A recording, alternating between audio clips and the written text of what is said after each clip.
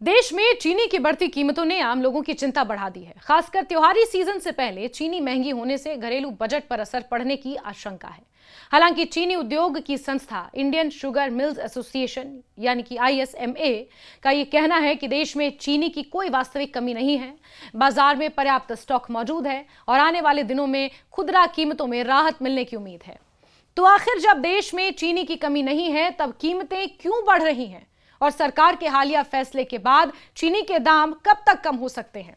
इसे समझने के लिए बाजार में मौजूदा स्थिति और सरकार के उठाए कदमों को समझना जरूरी है। चीनी की कीमतों में हालिया तेजी के पीछे मुख्य रूप से दो कारण बताए जा रहे हैं। ISMA के प्रेसिडेंट नीरज शिरगांवकर के मुताबिक पहला कारण है कीमतें और बढ़ने की उम्मीद में व्यापारियों द्वारा चीनी का स्टॉक रोक कर रखना, यानी बाजार में मौजूद चीनी का एक हिस्सा तत्काल बिक्री के लिए नहीं आ रहा है। जब किसी जरूरी वस्तु की उपलब्ध सप्लाई बाजार में कम दिखाई देती है तो स्वाभाविक रूप से उसकी कीमत बढ़ने लगती है। दूसरा कारण मौसम से जुड़ा है। मौसम संबंधी परिस्थितियों के कारण चीनी उत्पादन पर असर पड़ा है। उत्पादन में कमी की आशंका और भविष्य में सप्लाई को लेकर चिंता ने भी बाजार की धारणा को प्रभावित किया है। इन दोनों वजहों से चीनी की कीमतों पर दबाव बढ़ा है। हालांकि ISMA का दावा है कि इसे चीनी की वास्तविक कमी नहीं माना जाना चाहिए। एसोसिएशन के मुताबिक देश में पर्याप्त चीनी उपलब्ध है और मौजूदा स्टॉक आने वाले समय के लिए आरामदायक स्थिति में है। ISMA के मुताबिक नवंबर में देश के पास करीब 35 लाख टन का क्लोजिंग स्टॉक है, यानी उद्योग का कहना है कि घबराने की जरूरत नहीं है और बाजार में सप्लाई को सामान्य किया जा सकता है। यही वजह है कि ISMA को उम्मीद है कि आने वाले दिनों में चीनी की खुदरा कीमतों में कमी देखने को मिल सकती है। हालांकि कीमतों में राहत कितनी जल्दी आएगी, यह इस बात पर निर्भर करेगा कि व्यापारियों के पास मौजूद स्टॉक बाजार में कितनी तेजी से आता है और सरकार के हालिया कदमों का असर कितनी जल्दी दिखाई देता है। दरअसल बढ़ती कीमतों को नियंत्रित करने के लिए केंद्र सरकार पिछले कुछ हफ्तों में कई कदम उठा चुकी है।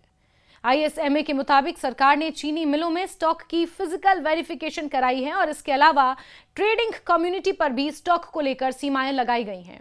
इंस्टीट्यूशनल बायर्स और बल्क कंज्यूमर्स के लिए भी कुछ सीमाएं तय की गई हैं ताकि बाजार में उपलब्ध चीनी का बड़ा हिस्सा कुछ चुनिंदा खिलाड़ियों के पास जमा ना हो। ISMA का मानना है कि सरकार को इन कदमों के साथ कुछ और सख्ती भी बरतनी चाहिए। एसोसिएशन ने ट्रेडर्स के लिए चीनी की होल्डिंग लिमिट को 400 टन से घटाकर 200 टन करने का सुझाव दिया, जिसका उद्देश्य ये सुनिश्चित करना है कि व्यापारियों के पास बड़ी मात्रा में चीनी जमा ना रहे और ज्यादा स्टॉक बाजार में बिक्री के लिए उपलब्ध हो। अगर ऐसा होता है तो त्योहारी सीजन के दौरान उपभोक्ताओं को कीमतों में वास्तविक राहत मिल सकती है। इस बीच सरकार ने चीनी की उपलब्धता बढ़ाने के लिए एक और बड़ा फैसला लिया है। केंद्र ने 10 lakh metric ton raw sugar यानी कच्ची चीनी के ड्यूटी फ्री आयात को मंजूरी दे दी है। विदेश व्यापार महानिदेशालय यानी DGFT ने इस संबंध में नोटिफिकेशन जारी किया है। सरकार का उद्देश्य घरेलू बाजार में चीनी की उपलब्धता बढ़ाना और कीमतों पर दबाव कम करना है। सरकार का यह फैसला ऐसे समय में आया है जब त्योहारी सीजन करीब है और घरेलू बाजार में चीनी की कीमतों को लेकर चिंता बढ़ रही है। ड्यूटी फ्री आयात का सीधा मतलब है कि तय सीमा के भीतर विदेशों से आने वाली कच्ची चीनी पर आयात शुल्क नहीं लगेगा। इससे चीनी मिलों और रिफाइनरियों को कच्चा माल उपलब्ध होगा और उसे प्रोसेस करके तैयार चीनी घरेलू बाजार में लाई जा सकेगी। यह व्यवस्था टैरिफ रेट कोटा यानी TRQ के तहत लागू होगी और इसकी सुविधा 31 अक्टूबर 2026 तक रहेगी। हालांकि सरकार ने यह भी स्पष्ट किया है कि इस योजना के तहत आयात की गई कच्ची चीनी से तैयार की गई रिफाइंड चीनी को घरेलू बाजार में ही बेचना होगा। इसे दोबारा निर्यात नहीं किया जा सकेगा। यानी सरकार चाहती है कि ड्यूटी फ्री आयात का पूरा फायदा भारतीय बाजार और भारतीय उपभोक्ताओं को मिले, ना कि आयात की गई चीनी को प्रोसेस करके दोबारा विदेशी बाजार में भेज दिया जाए। इसके अलावा आयात के समय जिस GST छूट का लाभ लिया गया है उसे इस व्यवस्था के तहत किए जाने वाले रूपांतरण में चुकाना होगा।